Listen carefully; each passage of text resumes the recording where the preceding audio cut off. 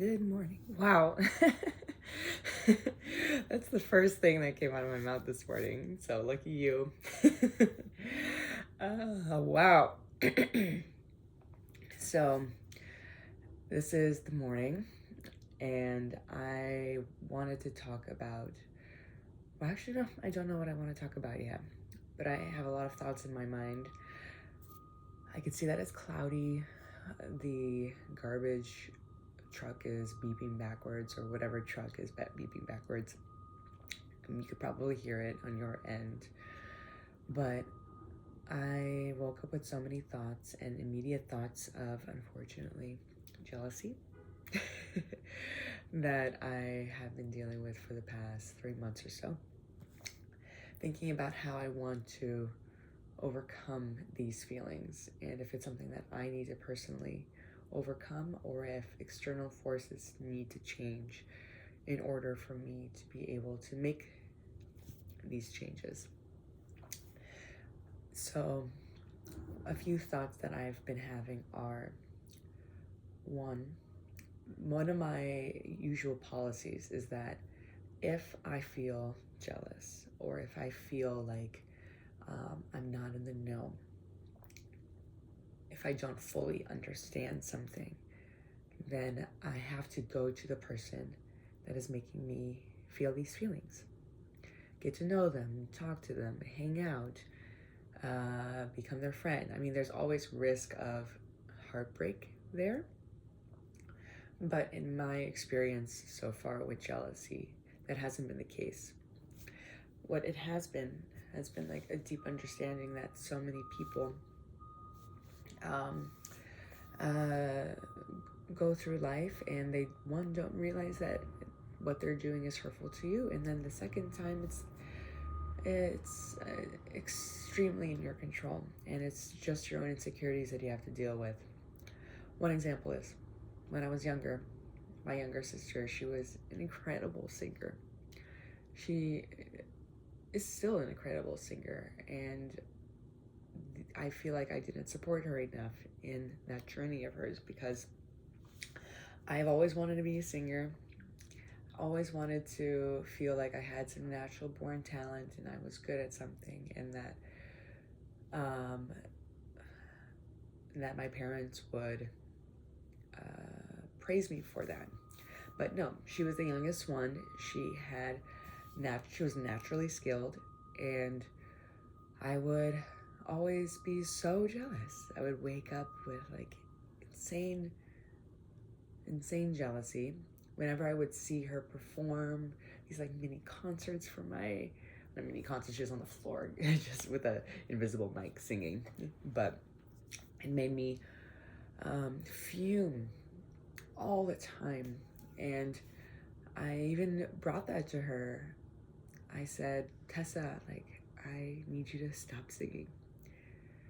And to me, it's so painful to even think about myself saying that now, because she is one of like the most sweetest, supportive, just like the best sister that anyone can ask for.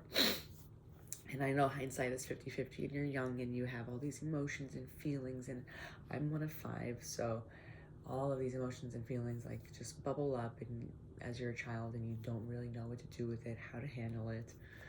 And I just asked her to stop because I didn't know how to handle the pain. And I don't know what I would have told my younger self in that moment. I would have probably said, it's going to pass. You guys are going to become so close, and this is something that she needs to be able to get through our situation. This is her natural talent. Don't feel like you need to take it away from her, because you have so many talents and skills, and you just need to find them. You're not in the environment that those talents are growing or need to be able to grow in.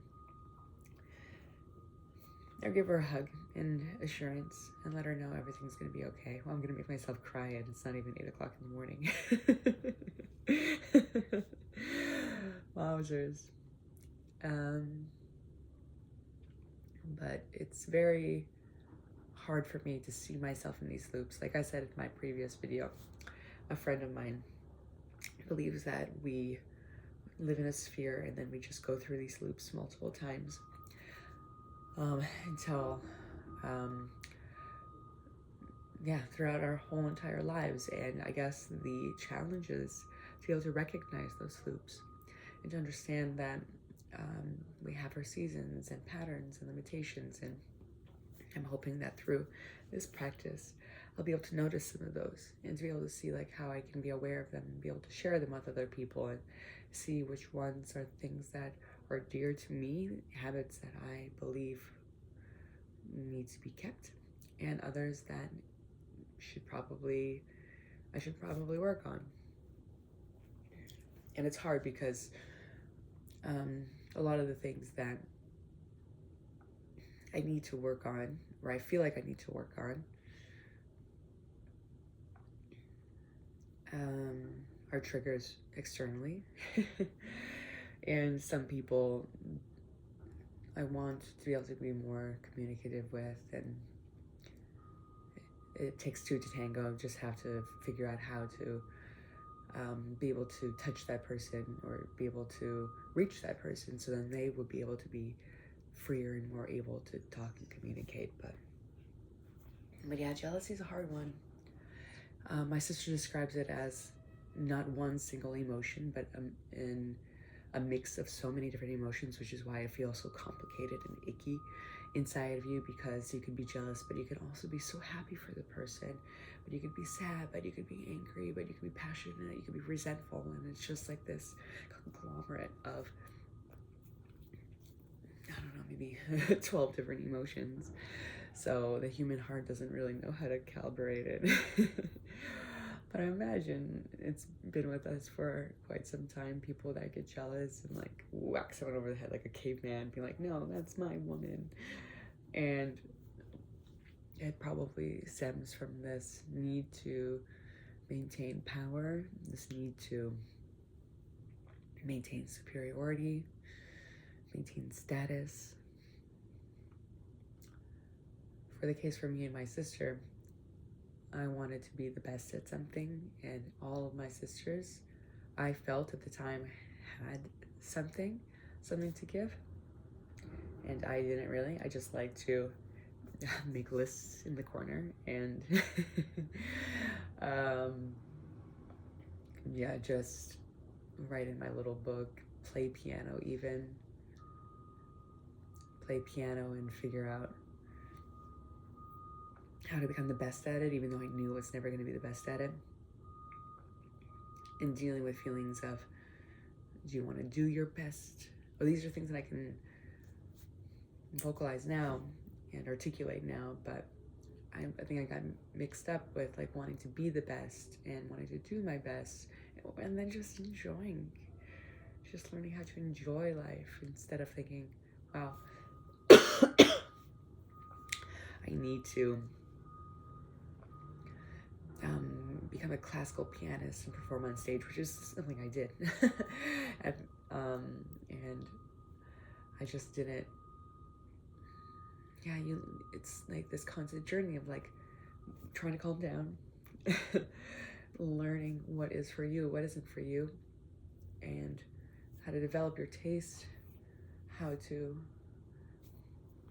quit something gracefully when you know that it's not giving you any love, any happiness, any passion anymore, and wonder why you came to something in the first place, like that sense of curiosity. A lot of thoughts in the morning that waking up with, and it's unfortunate, and my heart goes out to anyone who wakes up with feelings of jealousy, because it's like your phone. It's the first thing you grab for, snatch, and want to be healed, or want some kind of need to be met, and wondering how to, best practices for how to deal with that.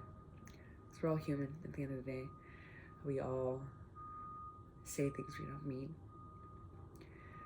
Things are murky and icky. And what I'm hoping is that through this, I'll be able to understand what it is that I need, don't need, and better habits that I can take on. Yeah, so even the phone, like that's tied to jealousy in some weird way, or can be certain times. Sometimes it's just purely like, oh, how many likes did I get on my Instagram photo, which is also not great. But I hope that we can develop habits to be able to be healed. So I guess today, and I apologize by the way for like this beeping. This is a daily morning thing, I guess. But I should probably put in hard rules to be able to work on this a little bit more. But one is, people always say like don't charge your phone in your room. That's probably a good one. And I'm not really good at setting hard, fast rules. I like to be I like to, oh, see, maybe that's like a problem. I should probably just like really try and make sure that my phone is not charging in the room that I'm in. That'll be a rule for today.